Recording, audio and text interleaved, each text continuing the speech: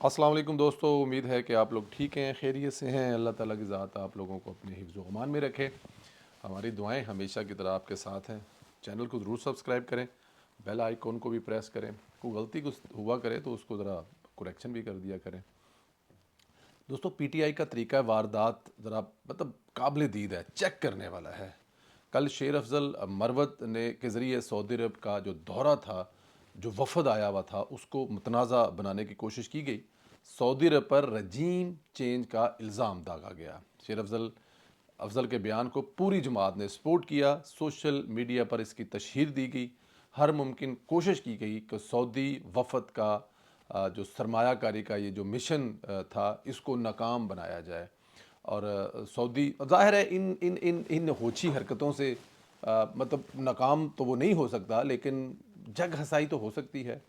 تاثر تو ایک برا جا سکتا ہے کہ یہ کیسا ملک ہے جس کو پتہ ہے کہ ان کے حالات کس لیول کے خراب ہیں، ان کی معیشت کا کیسا بیڑا غرق ہے، اور اگر کوئی ٹھیک کرنے کی کوشش کر رہا ہے یا ان کے ساتھ کھڑا ہونے کی کوشش کر رہا ہے تو یہ کس قسم کی حرکتیں کرتے ہیں، کیسی بھونڈی قسم کی حرکتیں کرتے ہیں۔ لیکن خیر، جو کرتے ہیں ان کو کوئی فرق نہیں پڑتا کہ ملک جائے بہاڑ میں، ان کو تو اپنا خان پیارا ہے۔ اچھا، جب ہر طرف سے سخت ری ایکشن آیا، بیانیہ زیادہ نہ بک سکا، تو آج مرکزی قیادت نے شیر افضل کے اس بیان سے لا تلقی کا اظہار کر دیا۔ 24 گھنٹے کے بعد 24 گھنٹے تک یہ بکتا رہا، اس کو بیچتے رہے پی ٹی آئی والے، social media P T I, ان کے جو حمایتی ہیں، قیدی 804 کے جو غلام ہیں جی، وہ سارے کے سارے لگے رہے، دڑا دڑ لگے رہے۔ لیکن 24 گھنٹے کے بعد ان کو یاد آ گیا، نہیں جی، ہمیں تو پتہ ہی نہیں ہے کہ شیر افضل مروت نے کیا کہا ہے اور کیوں کہا ہے، ہمیں کسی قسم کی کوئی اس بارے میں کوئی انفارمیشن نہیں ہے، تو اس سے لا تلقی کا اظہار کر دیا۔ لیکن ڈیمیج ہیز بین ڈن، جسے کہتے ہیں کہ ڈیمیج جو ہونا تھا وہ ہو گیا۔ شیر افضل مروت کے خیالات پاکستان تحریک انصاف کی حکمتی عملی یا موقف کی کسی بھی طور پر نہ تو غمازی کرتے ہیں اور نہ ہی انہیں حقیقت پر مبنی سمجھا جائے۔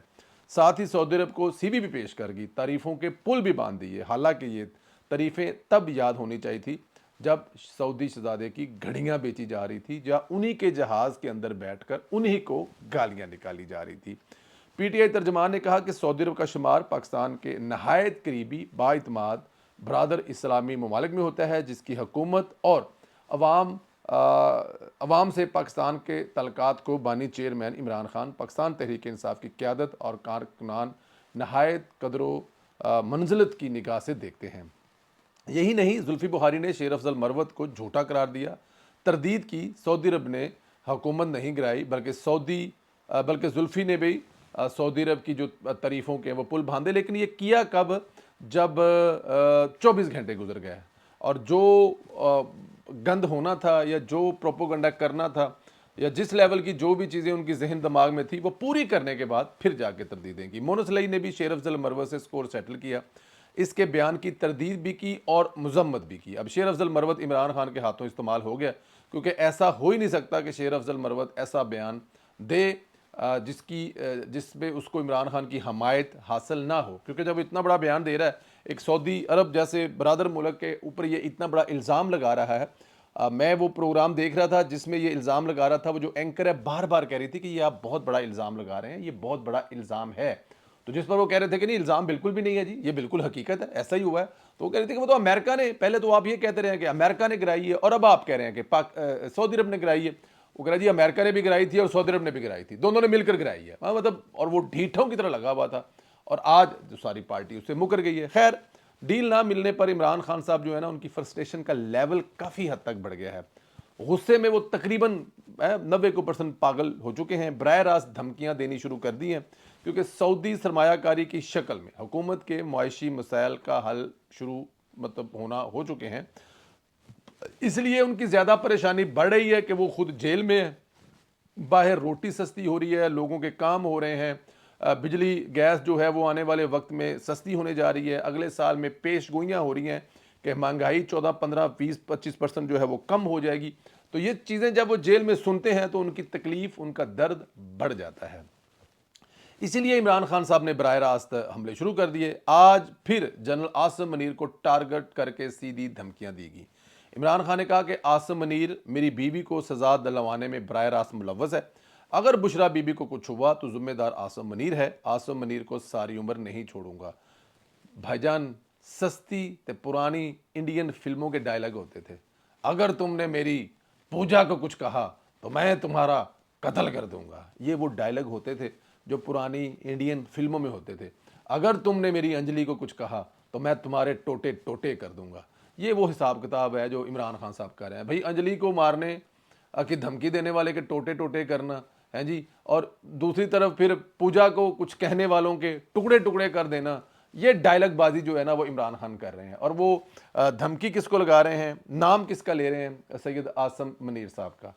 بھائی جو میں نے کل بھی کہا تھا کہ جو ہماری اطلاع کے مطابق ہے، یہ جو تھوڑا بہت ان کو جھول ملا ہوا ہے، یہ جو تھوڑی بہت ان کو رعایت ملی ہوئی ہے، یہ آصم منیر صاحب کی وجہ سے ملی ہوئی ہے، ان کے نرم رویے کی وجہ سے ملی ہوئی ہے۔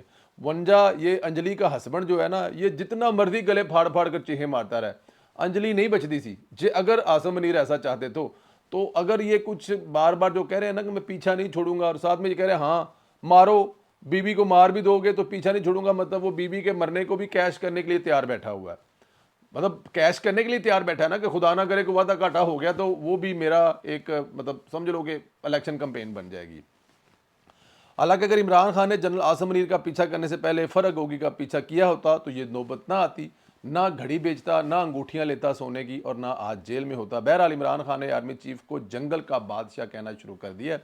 مصروف نے آج جیل سماعت کے دوران کہا کہ گزشتہ سماعت پر جنگل کے بادشاہ کا نام لیا تھا تو عدالت میں اضافی شیشے اور دیواریں بنا دی گئی ہیں۔ آپ اندازہ کریں کہ اسے معیشت ٹھیک ہونے سے اتنا مسئلہ ہے کہ آج اس نے سرمایہ کاری پر بھی حملہ کر دیا اور کہا جنگل کے قانون کے باعث ملک میں سرمایہ کاری نہیں آئے گی، قرض لینے سے معیشت اور کرنسی مستحکم نہیں ہو سکتی، آئی ایم ایف کے قرض سے ملک میں مہنگائی کی لہر آئے گی اور تنہا دار غریب آدمی مارا جائے گا۔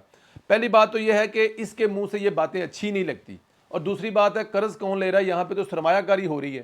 اب سرمایہ کاری اور قرض، اور خود آپ کو یاد ہے کہ یہ قرض لینے جب جاتا تھا اور پاکستان کا قرضہ 76 سال کا ایک طرف اور اس کے 3.5 سال کا برابر قرضہ ہوا، تو یہ اس کے منہ سے یہ بات اچھی نہیں لگتی۔ خیر جب خود آئی ایم ایف کے پاس جاتے تھے تب غریب پر بوجھ نہیں پڑتا تھا، اور آج یہ کس بوتھے سے کہہ رہے ہیں کہ قرضے لینے سے معیشت ٹھیک نہیں ہوتی۔ بہرحال ملک کی ترقی سے عمران خان کی پرانی دشمنی ہے، جب جب معیشت ترقی کرتی ہے عمران خان کو آگ لگتی ہے۔ ادھر عمران خان نے جج سے کہا ہے کہ میری بیوی کی طبیعت خراب ہے، ڈاکٹر کی ہدایت کے مطابق اینڈوسکوپی ٹیسٹ نہیں کروایا جا رہا، 6 سال سے میری بیوی بیمار نہیں ہوئی، 4 ہفتے سے بیمار ہے، مکمل طبی معائنہ کروایا جا رہا ہے۔ یہ بھی دیکھیں کہ بیوی کتنی فکر ہے کہ ریاست پر حملے شروع کر دیے ہیں۔ بیوی زہر کا بہانہ کر رہی ہے جس زہر کا اثر ہوتا ہی نہیں ہے، کیونکہ جویں ہی زہر آندا ہے ادھروں موکل آندے نے اور وہ زہر دا توڑ کر دیندے نے، اور بیوی پھر گھوڑیاں ورگی ہوندی ہے۔ ابھی یہاں پہ کچھ ہوا نہیں ہے بیوی کو، اور میاں نواز شریف کی بیوی کے ساتھ جو ہوا تھا لندن میں، یہاں پر وہ خوشیاں منائی گئی تھی، مذاق اڑائے گئے تھے، اور وہ اپنی بیوی مرتی کو چھوڑ کے واپس آ گیا تھا، اور یہ یہاں پہ کسی کو جنگل کا بادشاہ کہہ رہا ہے، مطلب جو منہ میں آیا وہ بکے جا رہا ہے۔ بٹ کیونکہ خان صاحب ہیں، لاڈلے ہیں، ان کو کچھ مطلب کہ ہیں کچھ ایسی طاقتیں جس کی وجہ سے وہ آج بھی اتنا بول رہا ہے۔ بھئی جیل میں کس کو گفتگو کرنے کی اجازت دی گئی تھی؟ نواز شریف کیا جیل میں میڈیا کے لوگوں سے مل کر کوئی بیان بازی کرتا تھا؟ مریم نواز سے جیل میں کوئی لوگ ملتے تھے اور بیان بازی ہوتی تھی؟ یہ کون سی جیل ہے جس میں جناب آپ کو ٹی وی کی سہولت بھی موجود ہے، وہاں پر آپ رپورٹر بھی آتے ہیں، ان سے گفتگو بھی کرتے ہیں اور ان کے ساتھ اپنے دکھڑے بھی بیان کرتے ہیں، اور وہ بھی دکھڑے جو پاکستان کو نقصان پہنچاتے ہیں؟ لاڈلا پن ہے جی۔ پھر کہا جاتا ہے کہ دباؤ ہے، دباؤ نہیں بھاجانے تہاڈا لگاؤ ہے، مہربانی کرو ذرا اپنے دباؤ تے لگاؤ نو ٹھیک کر لو۔ ادھر عمران خان کو بیچنے والے وکیل مارکیٹ میں اپنا جو مال ہے نا وہ خوب بیچ رہے ہیں۔ لطیف کھوسا سمیت دیگر وکیل کہتے رہے کہ عمران خان چھوٹی عید سے پہلے باہر آ جائے گا، وہ چھوٹی عید سے پہلے تو کیا بعد میں بھی باہر نہیں آئے گا۔ اب لطیف کھوسا نے کہنا شروع کر دیا کہ بڑی عید سے پہلے عمران خان رہا ہو جائیں گے۔ یہ وکیل اسی طرح لارے لگا رہے ہیں، یوتھیوں کو بیوقوف بنا رہے ہیں، خود لیڈری انجوائے کر رہے ہیں، انہوں نے یہی کرنا ہے۔ وکیل خود چاہتے ہیں کہ عمران خان باہر نہ آئے۔ وکیل کیوں چاہیں گے باہر آئے عمران خان؟ آپ خود بتا دیں، کیا وکیلوں کو یہ سوٹ نہیں کرتا کہ عمران خان کے نام پہ ٹک ٹاک کے ویوشپ، یوٹیوب پر ویوشپ اور لوگوں میں ہیرو بنے رہے؟ اور اگر عمران خان آ گیا تو یہ وکیلوں کا نام کون لے گا؟ عمران خان تو خود ہیرو ہوگا، تو پھر یہ تو چھپ جائیں گے نا، لک جائیں گے۔ تو اس لیے وکیل خود نہیں چاہتے کہ عمران خان باہر آئے، اور مریم وٹو بھی یہی کہہ رہی ہے کہ یہ جو وکیل ہیں سب سے بڑے جو ہیں وہ غدار ہیں۔ یہ چاہتے ہی نہیں ہے کہ عمران خان صاحب باہر آئیں. تو یہاں پر تو مریم بٹو کی بات کسی حد تک ٹھیک ہی رہ رہی ہے. کوئی وکیل سارے کے سارے غدار ہیں جو عمران خان کو باہر نہیں آنے دے رہے. نواز شریف پر ایک بدنام زمانہ کیس بنایا گیا تھا جو کہ جیلی جھوٹا کیس تھا. نواز شریف نے توشہ خانہ سے غیر قانونی گاڑی لی. اس کے بارے میں بتاتے ہیں کہ جی وہ کیسے غیر قانونی تھی. اچھا, آج نیب نے اس کیس میں نواز شریف کو باعزت بری کر دیا. نیب نے کلین چٹ دیتے ہوئے رپورٹ جمع کرائی. سعودی حکومت نے 1997 میں وزیر اعظم نواز شریف کو گاڑی دی تھی. نواز شریف نے وہ تحفہ اپنے پاس نہیں رکھا, توشہ خانہ میں جمع کرا دیا تھا. کب؟ 1997 میں.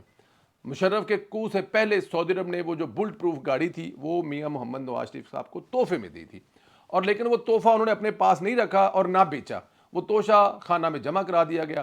97 سے لے کے 2008 تک یہ 11 سال وہ گاڑی حکومت پاکستان کے پاس تھی اور وہ حکومت پاکستان کے زیر استعمال تھی.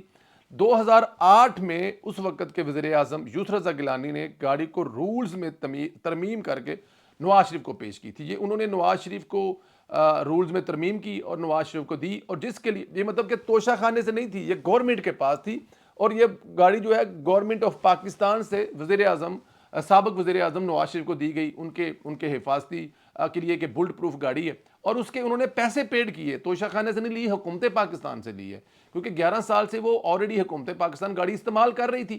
اب یہ تو نہیں ہے کہ وہ توشہ خانہ کی کسی الماری میں پیک کر کے رکھی اسی گڈی, 11 سال بعد پیکنگ گڈی کھولی, چابی لائی تو چلانی شروع کر دی. ایسا تو نہیں تھا.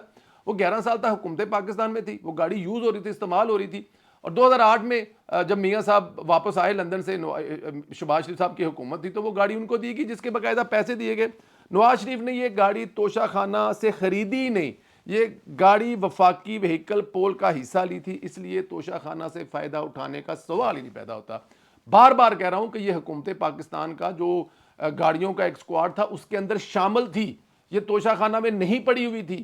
تو یہ توشہ خانہ کا تو کیس ہی نہیں بنتا نواز شریف پر. لیکن کیونکہ ظاہر ہے اس وقت کے جو جج اور جرنیل لوگوں کا جو گٹھ جوڑ تھا, ان کی محبت تھی. اب وہ کسی ماضی کا قصہ پارینہ بن چکے ہیں, لیکن اس وقت انہوں نے کیونکہ عمران خان صاحب کو لانا تھا, اور ان کی محبت میں ایسے کیس تھے جن کا اب کیا بتاؤں میں. اب مطلب توشہ خانہ سے گاڑی لی نہیں, توشہ خانہ کا کیس, پاناما کا کیس چلا, اقامہ میں فیصلہ کر دیا, بیٹی کا کوئی تعلق نہیں ہے, نہیں جی بیٹی صلاح مشورے کر دی رہی ہے, صلاح مشورے جو نوں بیٹی نوں اندر, مطلب کیا ہو سکتا ہے.